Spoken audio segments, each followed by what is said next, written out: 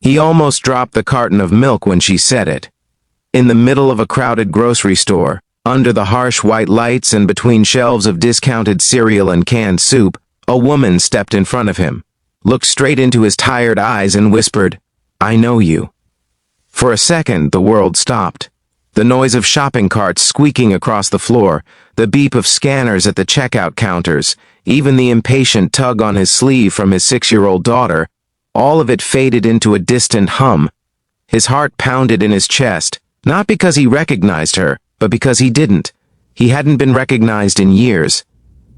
If you believe in kindness, second chances, and the quiet miracles that happen when we least expect them, take a moment right now to like this video, comment your thoughts, share it with someone who needs hope, and subscribe to the channel.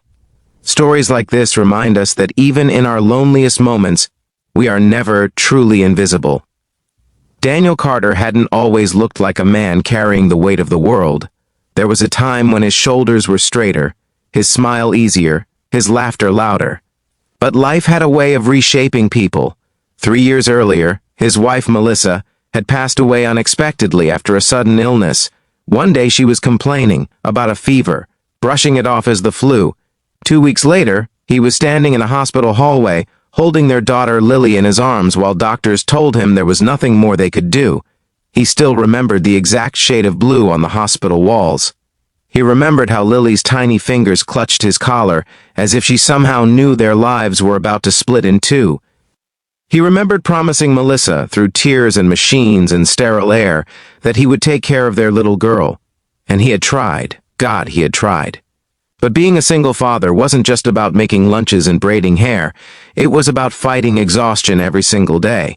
It was about pretending to be strong when your child asked why mommy wasn't coming back. It was about bills piling up because hospital expenses had drained their savings. It was about going to work on 3 hours of sleep and still being told you weren't doing enough. Daniel worked as a warehouse supervisor. The job paid just enough to cover rent, utilities, and groceries. Barely. Every dollar had a purpose. Every expense was calculated.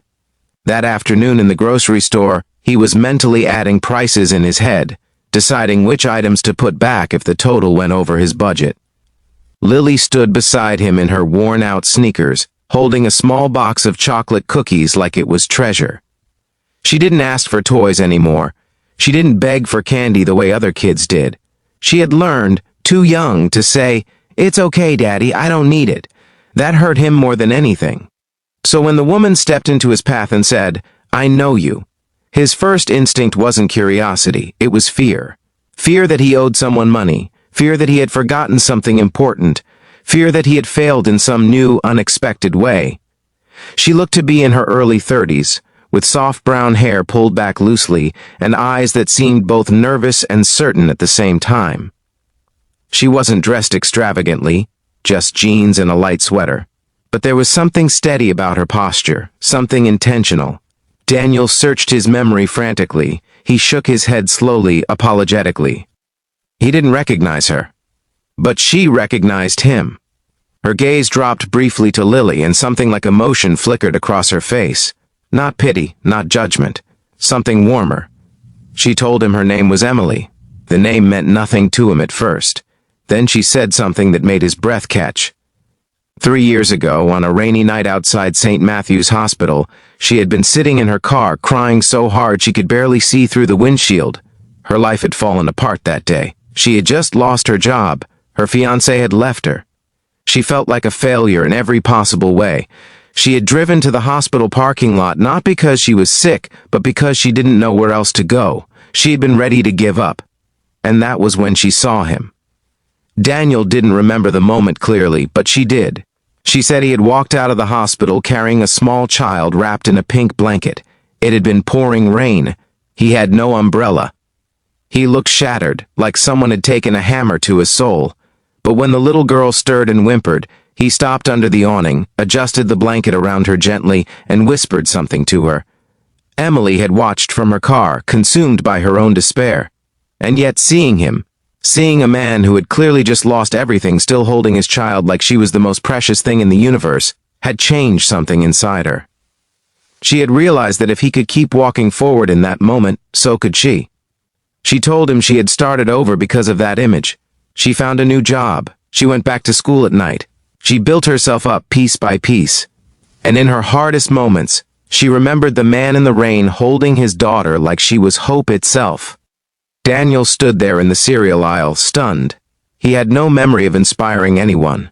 He had been numb that night, broken, empty. He hadn't felt strong. He hadn't felt brave.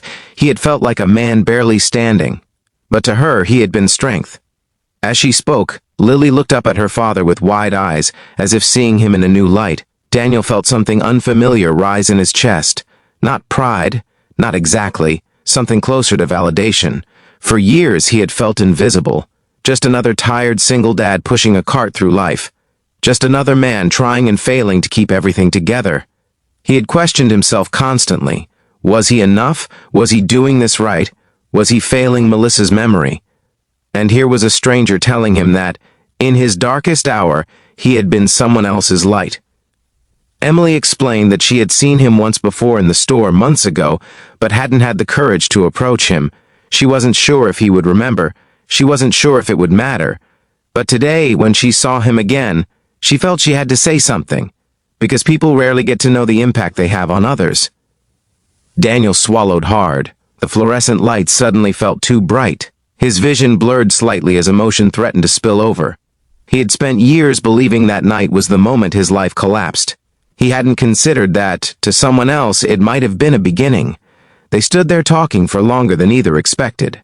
Emily asked about Lily. She knelt slightly to tell her she had the prettiest smile. Lily, shy at first, slowly warmed up, clutching her father's hand but listening intently. Daniel found himself opening up in ways he hadn't in years. He spoke about the struggle of balancing work and parenting.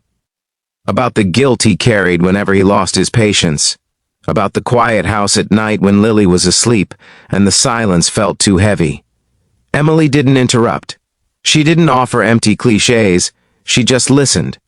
Before they parted, she did something that made Daniel uncomfortable but deeply moved. She handed Lily a small gift card to the store and told her it was for the cookies she was holding, and maybe something extra. Daniel tried to refuse, pride tightening his jaw, but Emily insisted gently. She said it wasn't charity, it was gratitude. Gratitude for unknowingly saving her life. That evening, as Daniel tucked Lily into bed, she asked him if he was a hero. He almost laughed. He didn't feel like one. Heroes didn't forget permission slips. Heroes didn't burn dinner because they were too tired to think. Heroes didn't sit on the edge of their bed at midnight wondering how they would pay next month's rent. But Lily looked at him with the kind of certainty only a child can have. And for the first time in years, Daniel allowed himself to consider a different narrative. Maybe heroism wasn't about capes or grand gestures. Maybe it was about showing up, even when you were shattered. Maybe it was about holding someone close in the rain and refusing to let go. In the weeks that followed, something subtle began to shift. Daniel started standing a little taller. He smiled more at Lily. He stopped brushing off compliments at work. He even enrolled in a free online course to improve his management skills, something he had postponed for years because he believed he didn't deserve to aim higher. He and Emily crossed paths again at the store, then at a nearby park. Their conversations grew longer. They talked about grief, about rebuilding, about the strange ways life circles back to us. It wasn't instant romance. It wasn't dramatic. It was slow, careful, built on mutual understanding and shared scars. Emily respected the space Melissa still occupied in Daniel's heart.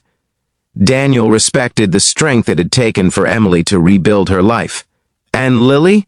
She liked Emily's laugh. She liked how Emily listened to her stories about school as if they were the most important stories in the world. Months later, Daniel found himself standing in that same grocery store aisle where it had all begun. This time, he wasn't calculating every dollar with panic.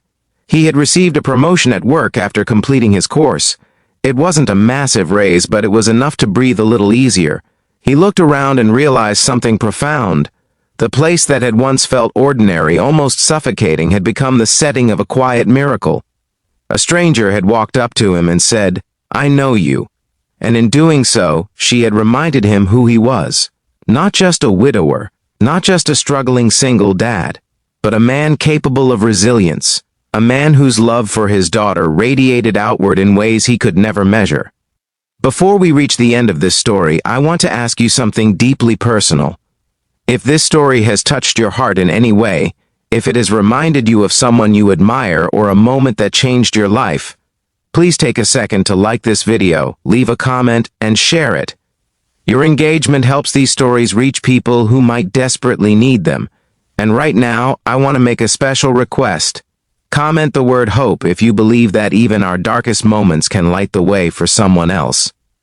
On a quiet evening nearly a year after that first encounter, Daniel stood outside his apartment building watching Lily chase fireflies with Emily nearby, her laughter mixing with Lily's giggles. The sky was painted in soft shades of orange and purple. For the first time in a long time, the future didn't feel like a threat. It felt like possibility.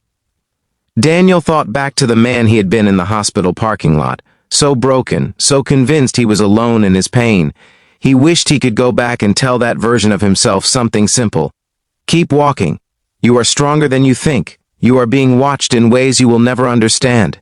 Your smallest acts of love matter. Sometimes we believe our lives are shrinking when they are actually expanding in unseen directions. Sometimes the moments we survive quietly become someone else's turning point. A woman walked up to a single dad in a grocery store and said, "I know you." What she really meant was, you mattered. And in reminding him of that, she changed his life all over again. If this story moved you, don't scroll away silently. Let your voice be heard. Like, comment, and share it with someone who needs to be reminded that their quiet strength is seen.